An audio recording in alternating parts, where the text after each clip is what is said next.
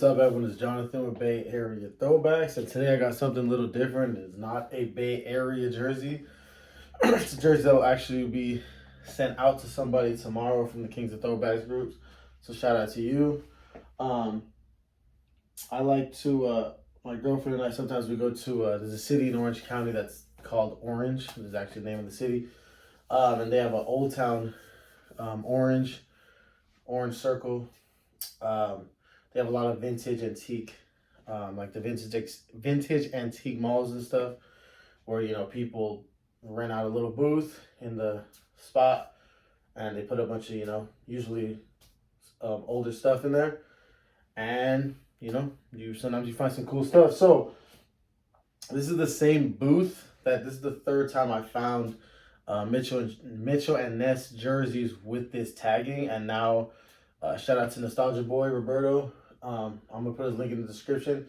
He is expert when it comes to Mitchell and Ness, and he's the one who let me know that this is pretty much what I got here, a most likely made from mid to late 1980s. So yeah, that's not something you find, it's pretty rare to find a Mitchell and Ness jersey from back then. And this is the third one I found from that booth with the same tagging. So the other two were a Babe Ruth Yankees and a Ted Williams Red Sox. I didn't buy those ones. They were in bad condition, but this one was in good condition. So I bought it, and I was able to sell it within the same day, make a little profit. And that is a Cleveland Indians Bob Feller jersey. Now, I didn't do all the crazy research, because, it's not one of my teams. I kind of just, grabbed it, but nice jersey. It's not like the newer ones where it has the name and the year and all that stuff. So plus, I'm assuming, if I'm not mistaken, at that time Peter Capolino didn't have technically like the rights to players or something, so he couldn't use last names. Now either way, this jersey wouldn't have a last name on it, but I think that's why there is no actual Bob Feller tag or anything. But it is kind of nice to have no jog tag. Anyways, though, so this is I don't even know what year it's supposed to be. All I know is it's a Cleveland Indians Bob Feller. You got the Chief Wahoo's name, I think, right? Chief Wahoo right there. Patch. You got the felt. This is one that I was almost, if it didn't sell, I was like, I only wear my team's jerseys, but I was almost willing to, rock this one maybe, just here and there, just because it's so nice. The rest of that day, though, while I was out, I did wear it. I'm not going to lie, after I bought it. Just, wear it one time.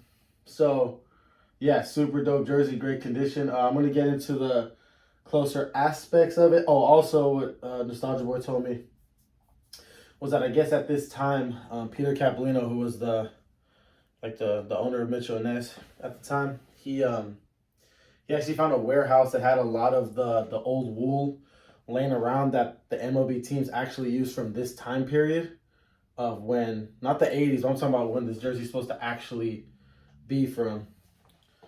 So I just looked it up real quick. Bob Feller did play for the Indians from 1936 to 1956. So basically what Nostalgia Boy was telling me was that, if he wasn't mistaken, he said that Peter, I guess, got access to the warehouse where a bunch of the old wool was laying around that the major league teams used for the jerseys from that time period. So we're talking about wool on this jersey is literally from somewhere between 30s, 40s, 50s.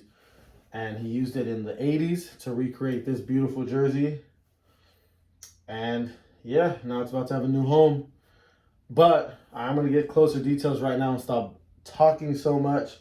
But yeah, so let's get close up, show you little close-ups of a super old school, Mitchell Ness jersey that's older than me. So let's get to it. So here we got the old school size tag.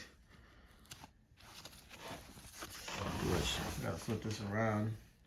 Large. Very simple. I don't know if these numbers are saying the years. Maybe it's 93. I don't know. But L for large. This wasn't even, they weren't doing number sizes with Mitchell Ness at the time, so just got a large right there, and it does fit just like a 44 would. So you got that. What else we got? So that is it for the inside. you got the navy blue piping going up and around the back. There you go. And you got the beautiful Cleveland across the chest. Double stitch felt. Look at that. 2 layers right there of felt lettering. Now to me, this jersey's so nice. I almost wish I would just keep it, but nah, it's good though. Honestly, it's all good.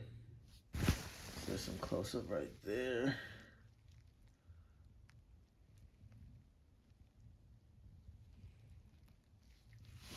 See if I turn the light off if it's better.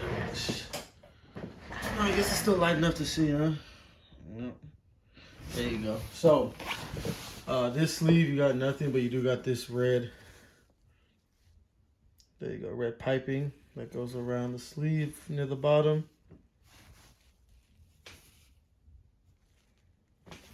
On this side, though, got the cheap Wahoo. Super dope patch.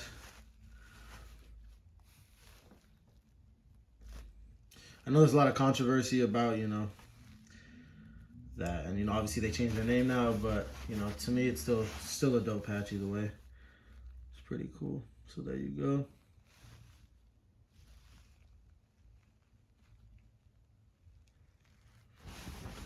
And then the back, you got a simple 19. Also 2 layers of felt numbering on the back.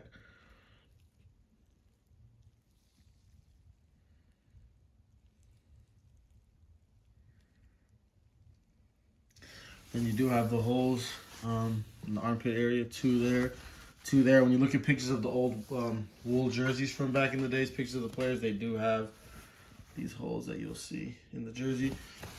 And the other thing that's different is this classic old school Mitchell and Ness tag right there. Mitchell and Ness, Philadelphia, made in USA.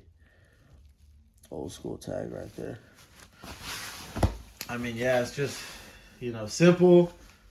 Obviously, you got the patch right there, but it's pretty simple, but just classic. Like I said, if I was someone who wore jerseys of other teams, definitely would keep this. Easy.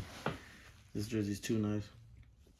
But anyways, I'm gonna throw it on real quick for one last time before it finds ends up at its new home. And that will be it. So let me throw it on real quick. So here's the jersey. Literally, almost. Wish I'd keep it. So, I don't know, this jersey is dope to me. But anyways, it's all good. Made a little money. Got it to someone else in the group who I'm sure is going to enjoy it and wear it proudly. Like I said, this is a Cleveland Indians road Bob Feller jersey. Don't even know what year it's supposed to be. Just know it's somewhere between 1936 and 1956, because that was his career, minus 3 years that he wasn't playing. I think he was in service, if I'm not mistaken. But again, this is a jersey that was created from what I've been told in the 80s, most likely early days, and possibly from the official real wool that was literally specifically exactly used to make these jerseys back in the 30s, 40s, 50s, whatever time it was. So, pretty cool piece right here.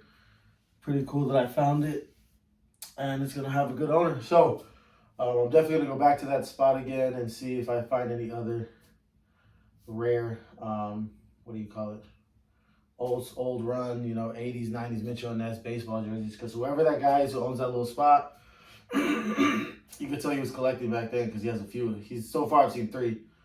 The Babe Ruth and the Ted Williams are gone now, so I'm assuming they sold. Yeah, those ones a lot cheaper, but they were dirty, like super dirty. This one's actually amazing shape for being that old. So maybe he'll come out with some Giants or A's ones eventually, and I can swoop those up. But anyways, I'm gonna stop rambling. Hopefully you enjoyed this Mitchell and Ness artifact right here, history piece. Shout out to Nostalgia Boy again because he's the one who gave me all the info. He knows way more Mitchell and Ness than me. So I'm going to put his link in the description. Check him out, especially if you're a Mitchell and Ness fan, because he has a lot of dope content that has to do with Mitchell and Ness jersey. So I'm going to stop talking. The video's longer than it needs to be.